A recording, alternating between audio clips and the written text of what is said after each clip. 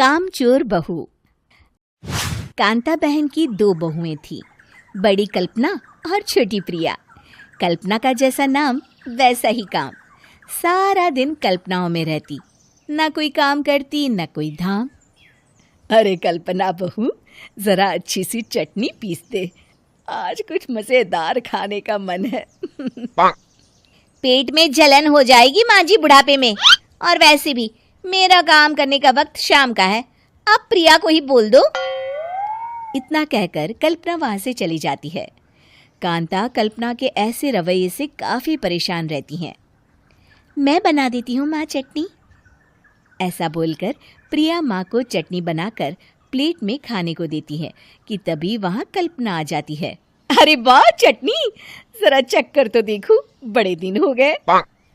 अरे नहीं बहू, तू तो रहने ही दे चटनी खाना, पेट में जलन हो जाएगी।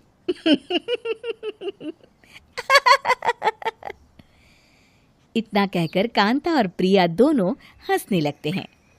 कल्पना सारा दिन या तो मोबाइल में यूट्यूब देखती या फिर सोती रहती। उसका कमरा भी बिखरा और गंदा रहता।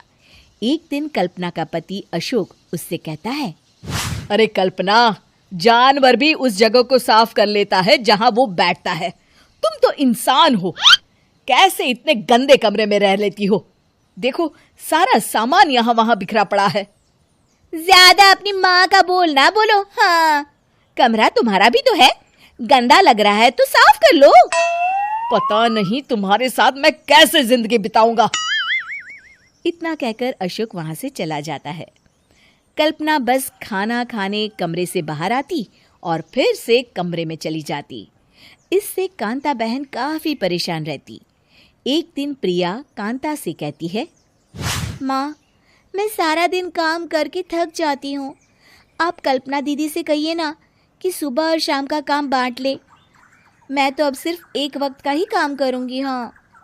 अरे तू वो भी ना करना, एक बहू तो कामचोर थी ही, दूसरी भी आ गई काम ना करने के बहाने लेकर। तभी वहां प्रिया का पति रमेश आ जाता है। माँ, मैं देख रहा हूँ भाभी कोई काम नहीं करती, प्रिया सारा दिन घर और रसोई का काम करती है, अब कुछ करो ना माँ। कांता मन में कुछ सोचती है और कल्पना के पास जाती है। कल्पना फोन पर मेकअप करना देख रही होती है। कल्पना, तुम सारा दिन बस मोबाइल देखती हो, घर का कोई काम भी कर लिया करो।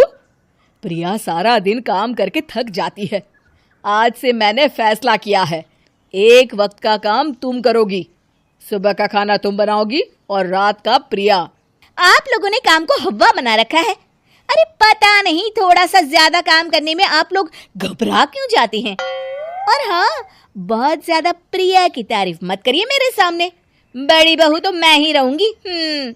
मैं कुछ नहीं जानती, कल सुबह मुझे वक्त से खाना चाहिए, रसोई में आ जाना, वरना कल से तुझे खाना नहीं मिलेगा।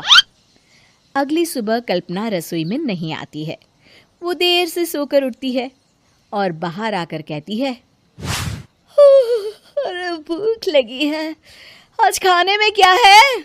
इतनी देर हो गई, आज किसी ने मुझे उठाया भी नहीं, पता नहीं कहाँ है सब। कल्पना को घर में कोई नहीं दिखता। वो रसोई की तरफ जाती है जहाँ बड़ा सा ताला लगा होता है। अरे रसोई में ताला? ओ, मैं तो भूल ही गई थी, माँ ने आज से सुबह का खाना मुझे बनाने को कहा था। हे भगवान, इतने लोगों का खाना बनाना क्या आसान है? तभी घर के सारे सदस्य बाहर से वापस आते हैं। वाह माँ जी, मजा आ गया छोले भटूरे खाकर। मेरे मुंह में तो अभी भी स्वाद आ रहा है। अरे कल्पना, तेरे भरोसे रहते तो हम तो भूखे ही रह जाते। कल्पना को बहुत गुस्सा आ जाता है। अब बहुत हो गया, आज से मैं अपनी रसोई अलग कर रही हूँ, मैं अपना खाना खुद बना लिया करूंगी। कल्पना अपनी रसोई अलग कर लेती है, पर आए दिन उसका देर से उठना और काम न करने की आदत से वो भूखी ही रह जाती थी। उसी के सामने घर के लोग अच्छे अच्छे पकवान खाते और कामचोर कल्पना को जैसे तैसे ही खाना बनाकर खाना पड़ता। पर एक दिन तो हद ही हो गई। माँ, दीदी आज सुबह से कमरे से बाहर नहीं निकली, हमें जाकर देखना चाहिए। सो रही होगी कामचोर कहीं की, पर तुम कहती हो तो चलो देख लेते हैं उसे। कल्पना कमरे में पेट पकड़कर बैठी होती है। हाय मेरा दर्द, पेट दर्द के मारे मर रही हूं मैं।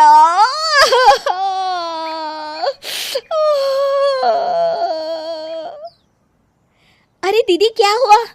पेट में दर्द क्यों हो रहा है? डॉक्टर को दिखाया आपने? माँ, कल्पना खड़ी होती है और माँ जी के पास आती है। मुझे माफ कर दीजिए, अब से मैं सारे काम में मदद करूंगी, कभी आलस और काम चोरी नहीं करूंगी।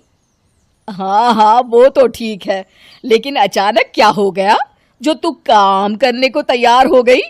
कामचोर कल्पना। माँ, लगातार बासी और उल्टा पुल्टा खाना खाने के कारण मेरे पेट में इन्फेक्शन हो गया है। काम न करना पड़े इसलिए मैं 2 दिन का खाना एक दिन ही बना लेती थी। बासी और खराब खाना खाने के कारण लेने के देने पड़ गए। पेट में दर्द हो रहा है। चलो अच्छा हुआ, देर आए दुरुस्त आए।